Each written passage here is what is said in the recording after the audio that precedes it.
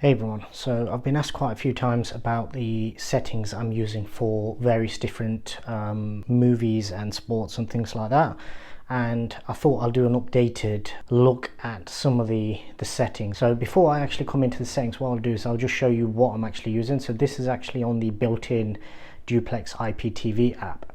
And if for anybody who's seen my recent video regarding IPTV apps, as you might have seen in that video, basically the preferred method right now is, rather than using the Apple TV, which is what I'm using for everything else, for IPTV I'm actually preferring to use the Duplex IPTV app. I was using the IPTV Smarters, but basically just the layout and the functionality of Duplex is slightly better. But anyway, so in order to show this, obviously I needed to come into the source. So what I'll do is I'll click into it, and then hopefully I won't get a copyright strike because of the background, but obviously this is an old game anyway, it's not a live game, so at this moment in time there isn't any live sport on. But what I thought I'll do is I'll show you what I've actually chosen. So previously what I used to actually do was I was using the game mode. So there was only a few modes that I was using. So for SDR, I was basically using game for obviously the PS4 and also the IPTV, and then I was using Expert Bright Room and Dark Room for basically everything else. Now since then, because obviously there's a few settings that I actually prefer to be different when I'm using IPTV compared to when I'm actually gaming on it. So because of that, what I've actually decided to do is adapt the sport mode.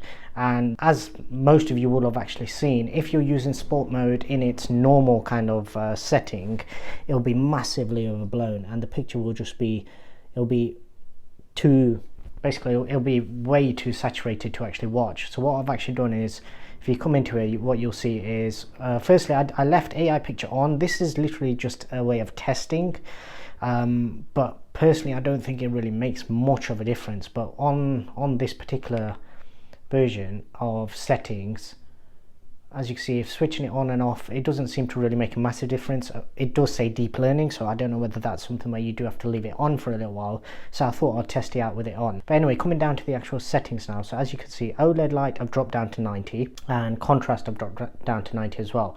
I think originally both of these are actually on 100, but obviously I've dropped both of these down just to dim it down a touch, and I'll touch on that a little later on as well. Brightness is, I think 50 is default. If it's not, it's default for every other profile that is there. Now sharpness, I know a lot of you are going to be saying sharpness is way too high, but if I just come out of this for a second, if I click on here on the,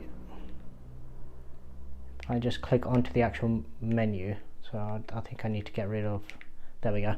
So as you can see just here where I'm pointing, this is technically a 1080p stream. This one is probably playing at say 50 or 60 FPS. If I do a similar thing on this channel, as you'll see, that one's also 1080p. But if I scroll through these, not all of them are going to be actually live at the moment, but a lot of the time something like Optus Sports, for example, if it is live, it's generally going to be playing in 720p.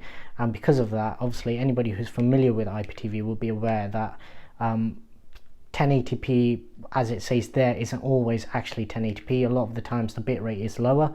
So because of that, what I've found is, and because of where I'm actually sat as well, so where I sit when I'm watching is straight on, but I'm probably about 7 to 8 feet at least away from the screen. So because of that, the sharpness, what I've found is it crisps up all of the edges and everything just enough to the point where it's not distracting, so you're not getting really bad pixelation or anything like that, but it does just sharpen everything up nicely. Color, as you can see, I'm not sure what this was on originally, but I've dropped that down to 42, and as you can see from this picture, yes, it's not muted, but it's also not massively. Let me just try and bring the brightness of the TV to what I'm actually seeing. So that's probably about what I'm actually seeing. And well, no, unless I turn all the lights off, and it still looks a bit more saturated on the screen, on the phone screen, than it does to me in reality. But you'll have to just trust me on that one. Obviously you can try these out on your own settings just to see how it actually looks. And if I just come back out of there 1 second, no, nothing else no other real adjustments have been made. So tint is normal. Color temperature, it's on W20 at the moment. I'm not sure if that's what it originally comes on.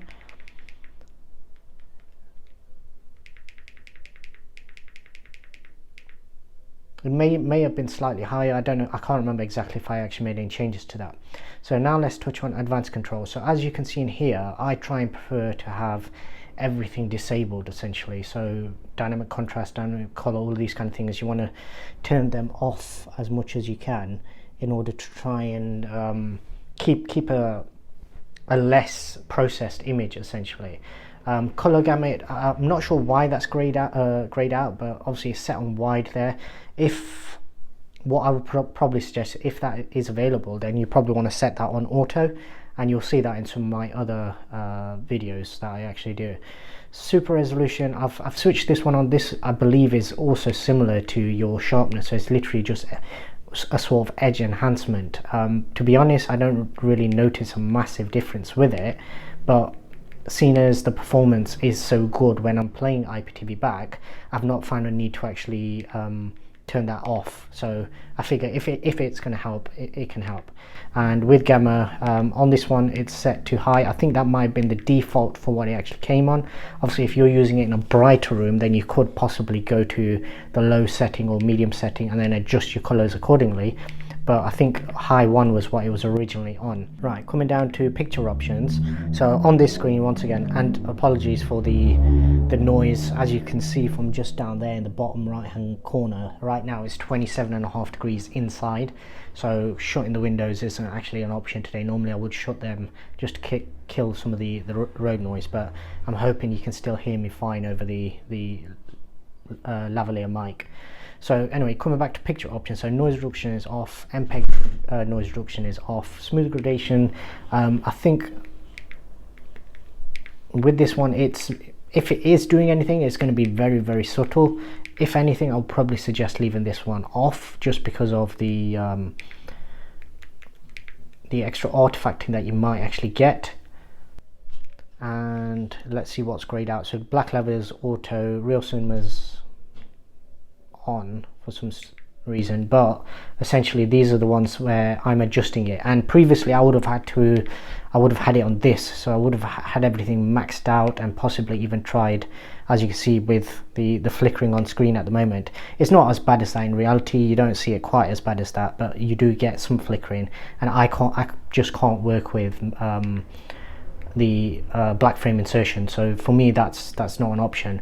But I think I've tried it between both smooth and clear, and I think smooth was the one that I actually had it on, and I think smooth is the one that actually turns on real cinema. I'm not 100% sure, but I think if you turn on clear, well, it's still showing as being enabled, but it won't be effective because you've actually got true motion enabled anyway. If you were to turn this off, and then, well, even then it's not giving you the option. But smooth is all I actually needed because of the fact that the IPTV channels that I'm actually using at the moment, they're playing back in, for the most part, 50 and 60 FPS. Whereas if I come into something, if I switch this out and I come into Sky Sports, and I'm not sure what's actually on right now, but if I come down to the news, anywhere where you've got a little bit of motion, this will be a little bit more stuttery because of the fact that this is actually 24 or 30 FPS. For the most part it's either like 24, 25 or it's 30, and that would actually need me to put the settings up higher in the so if we come back into it in the picture options, that would actually require, back when I was watching these kind of channels, I did need to turn the true motion up higher. With those other channels that I've actually found now, and I tend to use mostly for the Premier League games, I don't feel the need to actually do that because of the fact that the native frame rate is a lot smoother. So that's essentially what I'm actually doing at the moment for sports. And as you can see, what I do like about this is it does actually switch straight through to sports mode. Every time I come back into IPTV, it actually automatically switched through. I don't know if I can reach the remote here, but if I switch over to the Apple TV, what you should normally notice is, I'll just bring that brightness down a touch. So if I click on it here, yeah, there you go. So as you can see, it's actually switched over to ISF expert bright room. And if I just switch back,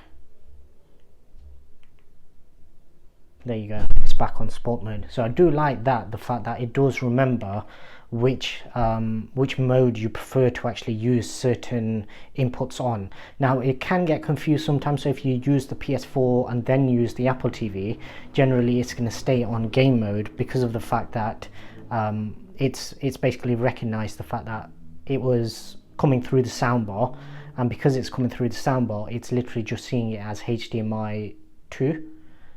I think it's HDMI 2 anyway, and because of that, sometimes it can stay on game mode when you switch between the PS4 and the Apple TV. But whenever you switch back to your IPTV or any of your built-in apps, it'll actually switch over to sports, because that's what I prefer to actually use it on at the moment. What I've also found is a slight added benefit is the lip syncing issue is slightly better on YouTube when you've actually got it in sport mode. I don't know why, but for some reason it actually helps out. It does look a little weird, because obviously for the most part most YouTubers are streaming in 30 FPS, and obviously this is more set up towards a 50 or a 60 FPS kind of frame rate. But what I have found is I do actually prefer the way YouTube looks for the most part. There are a few channels where MKBHD, things like that, where because of the frame rate they use, you probably want to switch it, but for the most part it's been fine. What I will also do is I'll do another one of these videos for the Apple TV, and the good thing about the Apple TV is, what I do like about using the Apple TV is that because of the fact that you can force modes. So when you come into video and audio, you can actually force it to take certain formats. So at the moment obviously this is in SDR. I could actually force this to go 4K 60 Dolby Vision, and I could also force it to go 4K HDR. And what that means is you can actually set up everything on one device. So all your settings for Dolby Vision, all your settings for HDR10, and then also your settings for SDR as well, without having to actually pull up the individual content on different devices. So for example, previously if I wanted to set up HDR, I would have had to actually go into the PS4 or play some HDR content, whereas with this, because you can force it into Dolby Vision, for example, I can then tune my Dolby Vision settings to how I like it without having to then actually play back any content or do anything like that. But this was just a quick look at the sports settings that I've actually preferred to go with right now. Game mode is pretty much similar to what I had it on before. What I'll do is, let's just take a look at game mode on this. Yeah, so user, so in SDR, let's take a look. So OLED light is still 80, contrast is 90, brightness 50, sharpness, I think I've dropped that down to 10. So if we come into expert controls, I think the only change that I've actually made in here is the color gamut. So I think I changed that from wide to auto, and everything else should pretty much be disabled. So basically I'm just allowing the actual native panel to do its thing. What I'll do is I'll just quickly switch over to 4K HDR. Sorry about the blowout of the picture. Just confirm that. I'll just pull that down. So now that it's in 4K HDR, let's take another look. And so it is in game mode, and if we take a look at the settings, as you can see, most stuff is the same. Sharpness, I think on this one is 14. To be honest, with tiny adjustments, as you can see with the way that the bar goes across, I mean it goes all the way up to 50, so going from 10 to 14, I don't think it would have made a massive difference anyway. In fact, I might actually just reduce that down. I mean, to be honest, the amount of HDR gaming that we actually do is very limited. My son mainly just does Fortnite. Dynamic tone mapping, we at the moment use it on HCIG. I have read that probably the preferred method is dynamic tone mapping, but as you'll have seen from some of my videos that I've actually compared it on, the HCIG, it has a different type of look. It's more of a 3D kind of look, and that's what I'm preferring at the moment. This is one thing that On gaming, I still have it as warm 1. I think on everything else I've actually adjusted that now, because I actually prefer the look of warm 2 for all the other type of content, so your movies, TV shows, mainly for the skin tones and everything like that. So in picture options on game mode, everything is basically disabled. I just want it to work as fast as possible. And finally, what we'll do is on this mode, we'll take a look at the cinema user, because this is the one that I've actually got personalized. So this one, I think this is similar to how it was, so it's literally just maxed out. And what you have to remember is, just because it says OLED Light 100 doesn't necessarily mean that this is going to be the same brightness as ISF Brightroom, for example. Each mode has its own sort of cut off for the brightness, and it just doesn't look the same. So on this one, obviously I've got dynamic tone mapping on, so this one is literally just adding a little bit more of a pleasing image overall for most of the content that I've actually used it with. And I have actually tested this during movies and stuff like that, where I've literally just paused the scene just to see what the difference was, and I've always preferred the tone mapping to be on. Dynamic contrast, I've always hated that. I've always left that off. Super resolution is off. Color gamut auto, as I said, and this is where this one really should have been on warm 2. I don't think we've watched many HDR titles recently. Most of the stuff has either been SDR because of lockdown and the restrictions on streaming services, or it's been Dolby Vision. So on the Dolby Vision one, once I switch to that in a second, you'll notice that it is very pretty much all of the settings on warm 2, and that's something that I originally actually preferred, because I was so used to it down the years of actually and I think, yeah, if you switch to that straight away, you can almost notice the different hue. I don't know, let me see if you can notice it on camera. Yeah, just slightly. So just in this kind of region here, you should just be able to notice that it's just a bit more blue. And if I click into this, what you should notice is, yeah, this does it slightly differently, where it's got color temperature and it's got your slider, and I think 25 was actually the default on this one. So once again, tone mapping is on this one. It could even be this, so yeah, I'd probably switch that back to auto. This one I don't actually use that much anymore, so generally if I'm using anything for, I think this one actually appears a little brighter. Generally, whenever we've switched to a HDR movie, I've actually preferred, because as I've mentioned in the past, because I'm watching it in pure darkness, generally it's the cinema user as opposed to the cinema home that I've actually gone with. And what I've found is basically, and what I'll do is I'll just switch this over to forced Dolby Vision now, and hit OK. So if we come into the settings now, and what I'll do is I'll just switch this back to the home screen, and we'll go to the same one. And if we, what's it on at the moment? So it's pretty much similar settings in terms of options. So you've still got your cinema home and cinema user. Obviously the difference with this one is going to be the fact that it actually says Dolby Vision just there. How does that look on screen? Yep, that's fine. And similarly again, so everything OLED Light 100, contrast 100, and these other two are pretty much same as what they were. Dynamic contrast is off, super resolution is off. Now this one for some reason is actually grayed out, so it's obviously forced it to wide. White balance on this one, I'm not sure why that's defaulted back, but warm 2 is what I've actually preferred it on. Peak brightness I leave at high. Picture options, all of these are disabled. Real cinema's on, because obviously to get rid of the soap effect. And if I just switch to cinema home, that's the only other one. And if I just show you the difference between standard and cinema home, so as you can see, it's a much warmer image when you go to, and there you can see the actual brightness difference. And if I click into this, as if you remember, cinema user was actually maxed out. So if I click into cinema user, as you can see, that's 100, that's 100. So this, if you looked at it, you'd think everything is going to be the same brightness. However, when you go to cinema home, obviously straight away you can notice that that's a much brighter image. So just because something's showing 100 doesn't necessarily mean that it's going to be literally blinding to the eyes.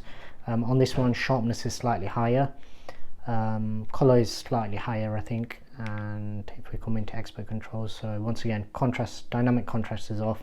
This one once again is, yeah, so this will probably be the one that we've been using for the most part on this particular setting. As I say, because of lockdown, most of the content that was actually Dolby Vision we would have consumed very early on in lockdown, and anything recently would have actually probably been just HD, so probably would have just been SDR content.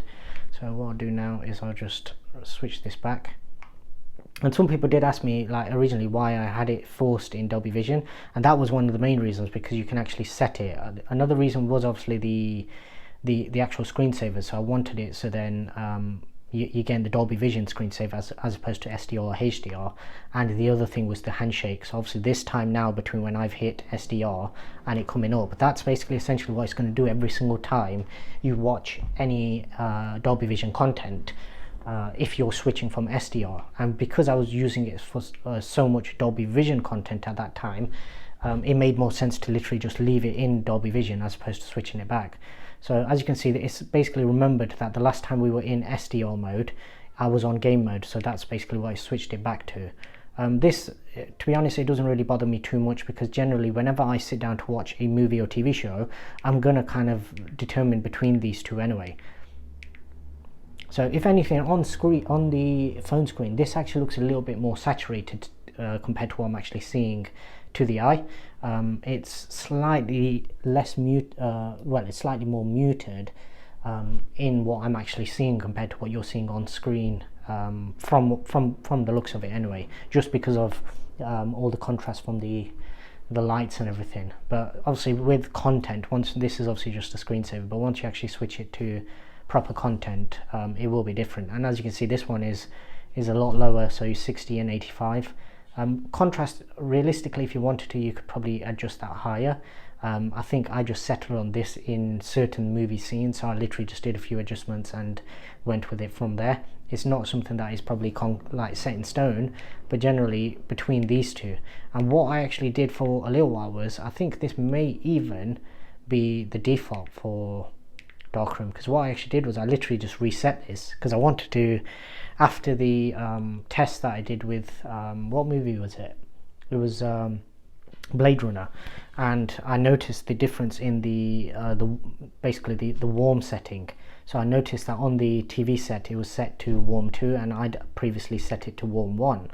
On which one was it? It was this one, your white balance. Yeah, so basically the TV was still set to default of warm 2, I'd set mine to warm 1, and when I actually watched them back side by side, I actually noticed that I was preferring the warm 2 setting, and mainly because the warm 2 seems to pull out a lot more detail in shadows, and it does it without actually blowing anything out, so it doesn't actually ruin your blacks, but it still does maintain better shadow detail. And if you go back and watch my comparison between the built-in Apple TV playback and the Apple TV 4K, what you'll notice on that clip is it may be different depending on which screen you're actually viewing this back on. So if you're on a phone screen, it's probably going to be difficult for you to actually see that much detail. But what I noticed watching it back on a big screen was the fact that the detail, the skin text, colors and everything, the texture and everything was slightly better on warm 2 anyway. But even in the scene where he's in the car and he's basically flying to the location right at the start of Blade Runner, the details around his hand, so in all the instruments inside the cockpit and the dash in the car, it just looked a lot clearer and it looked more pleasing to the eye. What I've also noticed is eye fatigue. So on warm 2, obviously because it is a warmer color, the eye fatigue that you get when you're watching a movie at night is a lot less. So obviously that's something that it helps your enjoyment of the content, because basically your eyes just won't tire as much. And that's obviously something when you consume a lot of content. A lot of times I'll have watched football throughout the day and then we'll watch a movie or something at night. So because of that, obviously you want to try and be mindful and look after your eyes as much as possible. So that's obviously something that it's subjective, so you might find that it's not something that really affects you, and you might find different settings to this, but obviously if this is just for all the people out there that were asking me about my settings, I was going to split this, but now I figure I may as well just put it all in one cut. That way you've got all the various different types of settings. And obviously if you have got the Apple TV 4K, whilst it's not ideal in terms of you still need to play the games and you might end up making small adjustments in game, it does help you with the fact that you can tune essentially your SDR, HDR and Dolby Vision content all in one place. So you can literally just play it back, and essentially if you've got the right content, you can also get it to actually play back all in one place, rather than having to constantly switch between different devices. So that's just something that I like about having the 4K Apple TV and being able to set everything up in that way. But anyway, if you have liked this video, obviously give us a thumbs up. If you haven't already done so, please do subscribe to the channel, and obviously share the channel and the video on your social media platforms, just to help me grow. The channel is growing nicely now. I think I was up to about 584 odd subscribers last time I checked, which is really good. Most people don't grow to that level for probably about half a year. So generally a year is the time frame before you're getting close to 1,000 subscribers. So thanks very much for everybody who has subscribed so far. Please just keep pushing and keep pushing the channel out there for everybody else as well, so then it will grow. I have noticed with quite a few of my videos where I'll post it and it'll literally not get seen by anybody, and that's mainly because it's still getting buried deep down. I think with the iOS 14 videos, because I was originally one of the first people to actually post the update video, one of my videos literally just got 1,000 views within no time. But then the following day, when I did a 24 hours later kind of video, because everybody had posted theirs by then, my video was just buried deep down. So obviously it does help when you guys do share with your social media platforms, Facebook, Twitter, WhatsApp groups, whatever. Just keep pushing it out there, and until the next time, thank you very much for watching.